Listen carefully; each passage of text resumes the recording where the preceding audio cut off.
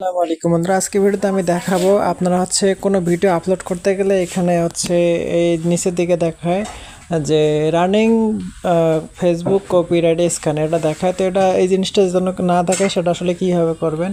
এটি করতে হলে আপনারা যখন কোনো ভিডিও আপলোড করতে যাবেন, তো ভিডিও আপলোড করার সময় এখানে দেখবেন যে কপিরাইট চেক আপনাদের এরকম ইন্টারফেস যখন শো করবে তখন এখানে আপনাদের এই টিক চিহ্ন দুটো দেওয়া থাকে।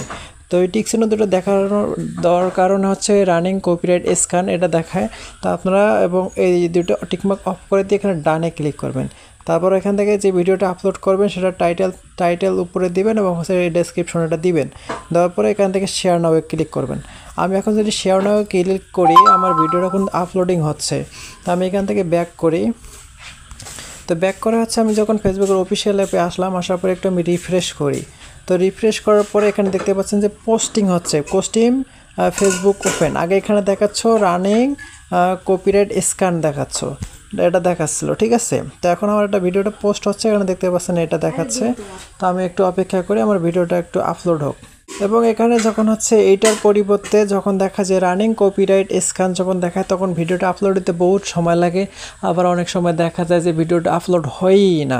তো এই জন্য আপনারা যেভাবে আমি সেটিংটা বন্ধ করালাম আপনারা সেভাবে সেটিংটা বন্ধ করবেন। বন্ধ করা হয়ে গেলে এখানে আমি আর একটু যদি অপেক্ষা করি তাহলে আমার ভিডিওটা আপলোড হয়ে যাবে। তো আমি একটু অপেক্ষা করতেছি। তো এখানে দেখতে পাচ্ছেন এখন আমার ভিডিওটা ফিনিশিং হচ্ছে, মানে শেষের দিকে আপলোডিং হচ্ছে। তো দেখতে পাচ্ছেন আমার ভিডিওটা কিন্তু আপলোড হয়ে গেছে। এখন আমি আমার টাইমলাইনে যাই, টাইমলাইনে যাওয়ার পর একটু রিফ্রেশ করি।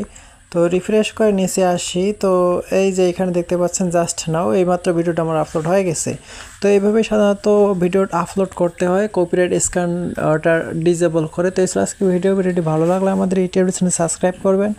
আমাদের এই চ্যানেল সাবস্ক্রাইব করে তাহলে আপনাকে অসংখ্য ধন্যবাদ। আর একটা বিষয়, ফেসবুকের আপনাদের যে কোনো সমস্যা হলে আমার হোয়াটসঅ্যাপ নাম্বার দেওয়া আছে, সেখানে যোগাযোগ করবেন। কম টাকার মধ্যে আমি আপনাদের সমস্যাগুলো সমাধান করে দিব।